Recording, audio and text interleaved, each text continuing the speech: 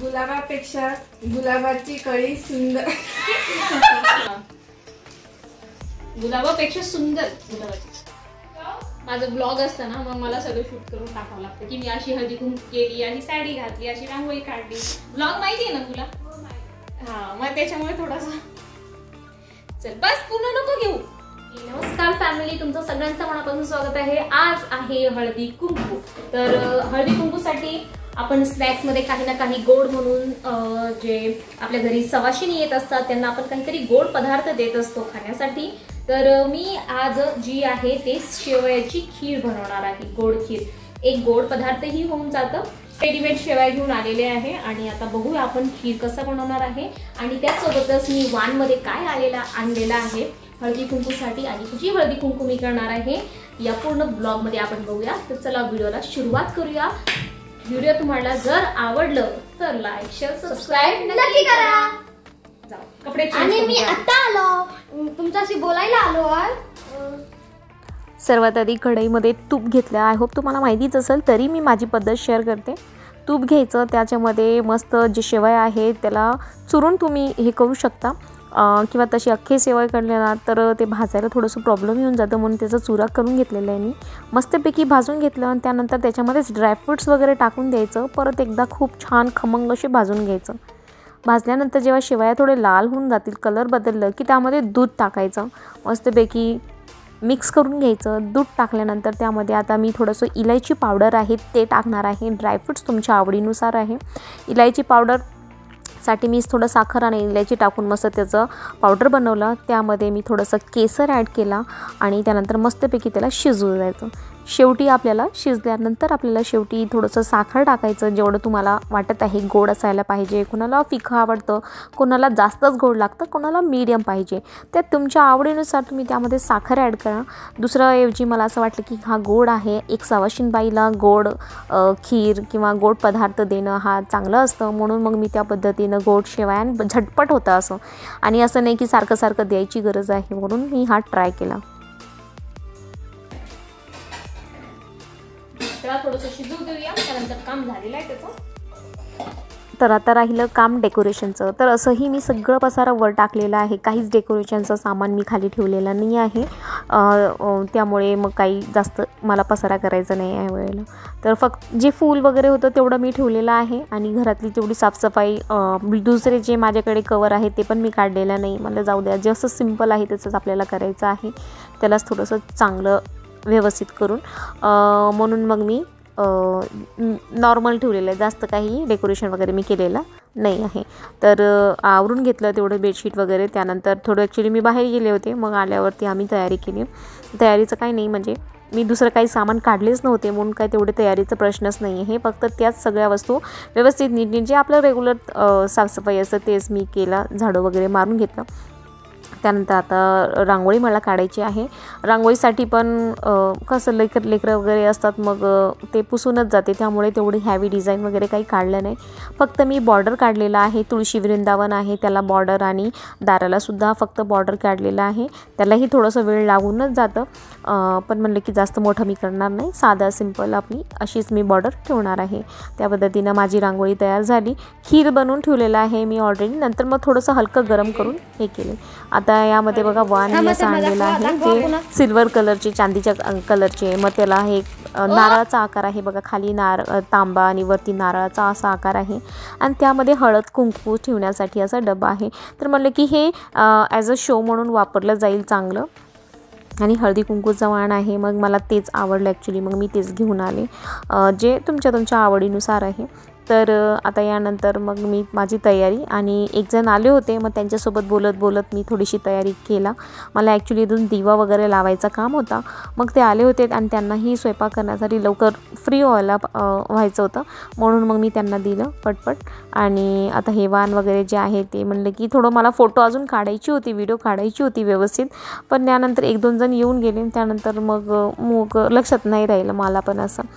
मग 1 डझन आणला होता मी. जास्त काही आणले नव्हते, कारण इकडे ज्या नवीन ठिकाणी आता आम्ही आलेले जसं तुम्हाला माहिती आहे, तर इकडे काही जास्त तेवढी ओळख नाही आहे आणि आहेत तर ते केंद्रामधल्या सगळ्या बाया आहेत, मग त्या खूप जास्त होऊन जातात मग. आणि एकाला बोलवलं तर एकाला मग राग येऊन जातं, कारण केंद्रात म्हणजे ऑलमोस्ट सगळेजण ओळखीचे आहेत. त्यामुळे केंद्राच्या कोणालाही मी बोलवलेलं नाही आहे, फक्त जे शेजारचे आहेत. असं हा सुंदर मला आवडलं. तुम्हाला कसं वाटतं मला नक्की सांगा. आणि त्यात मग घरातले जे आई आहे आपली कुलदेवी, त्यांची ओटी मला भरायची होती. ब्लाऊज पीस म्हणलं 1-2 काढा, मग ते पण सुटकेसमध्ये किंवा वरती ठेवून दिले होतं. म्हणलं आता जाऊ द्या, आता फक्त वाणच द्यायचं आहे, नाहीतर मी ब्लाऊज पीस वरनी वाल मग हळद कुंकू असं देते आईला. तर चला आता हळदी कुंकू बघू, आपलं कार्यक्रम कसं जाणार आहे. पूर्ण व्हिडिओ बघा. खूप चांगले असे उखाणे घेतलेले आहेत बायांनी. जे आले त्यांच्यासोबत फोटोसुद्धा काढून घेतला आणि खूप उखाणे बघायला भेटेल, तुम्हाला ऐकायला भेटेल. नक्की पूर्ण ब्लॉग बघा. व्हिडिओ आवडला असेल तर लाईक शेअर सबस्क्राईब करा.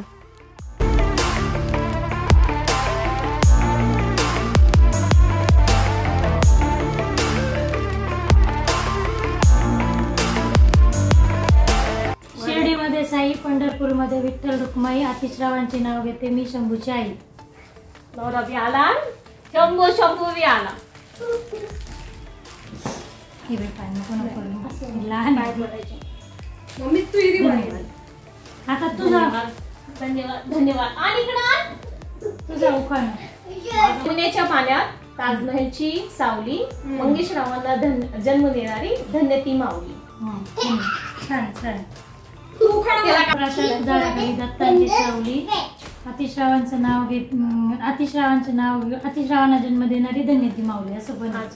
तू जसं सांगितला ना तो दत्ताचा नवरा, तो पण. मम्मी बारिश में एक ही नहीं बोलने का. अजून तुला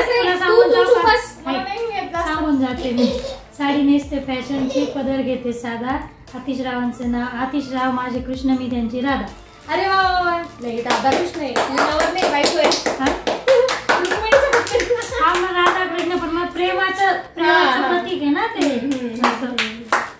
माझ्याकडे आहे. आता एकच ताई आलेले आहेत केव्हापासून, अजून आता वाट पाहायचं बाकी आहे. म्हणजे जसं आपण हळदी कुंकू करत असतो ना, जे टाइम सांगत असतो त्या टाइमवरती येत नाही आणि मग आपले कामं लवकर होत नाही असे. तर आता एकच ताई येऊन गेलेले आहेत. बघूया आता किती वाजणार आहे काय नाही. स्वयंपाक तर अजून बाकी आहे. काही नाही, आज फक्त भात वरण बनवणार आहे मी स्वयंपाकामध्ये, कारण दुपारचं थोडंसं आहे. कारण आज हळदी कुंकू आहे म्हटलं तर मी थोडं एक्स्ट्रा केले होते. बघा तुम्हाला फाईट दिसून येतो का? हां, बघून घ्या एकदा. फायटिंग पण बघून घ्या. इकडं कसं फायटिंग चालू आहे आमच्याकडे, हे बघा. अगं बोल ना काहीतरी. जवळ जवळ जवळ व्हॉल्यूम कमी आहे. हां. अंगणात होती तुळस, त्याला घातलं पाणी. अंगणात होती तुळस, तिला घातलं पाणी. भास्करराव माझे राजा आणि मी त्यांची राणी. माझं नाहीये, तुम्ही माझ्या घरी आले ना म्हणून मला बोलायचं. हे ताई आता वरत आमचेच नेबरला राहतात. ती ॲक्च्युली जॉबला जाते, तिला काय वेळ मिळत नाही, म्हणून म्हटलं की जसं आहे तसं येऊन जा. काय येते मागच्या दारी पुढच्या दारी द्राक्षेचा वेल आणि शंभूचे बाबा बसले पूजेला, तर मी देते बेल. अगं बाई, ही वस्तू आहे ना एका घरात एक घरी येतो वर्षभर. कोण कोणाच्या घरी लग्नाचे आहे ना, घाल. काय म्हणायचं माणसाला. अरे काकाचं मुखानं घेऊ पण इकडून जवळून घ्यायची. अगं राहू दे ग बाई. समुद्राच्या किनारीला हळदी कुंकाच्या राशी, सुरेश रावांचं नाव घेते संक्रांतीच्या दिवशी. आता उलटायला म्हणायला पाहिजे. काय म्हणायचं? उखाणं नाही ते नाही उखाणं घेतल्याशिवाय नाही वाण. काही करा नाही. सगळं थोडं बेल हाती वाकून संतोष रावांचं नाव घेते तुमचा मान राखून. मला काय गेला, मला नाही येते. नाही घ्यावाच लागतो. तिकडे घेतला होता ना छान, तोच घेऊन टाक ना. छान घेतला होता. थोडस क्लिअर येऊन दे. अरे हा ना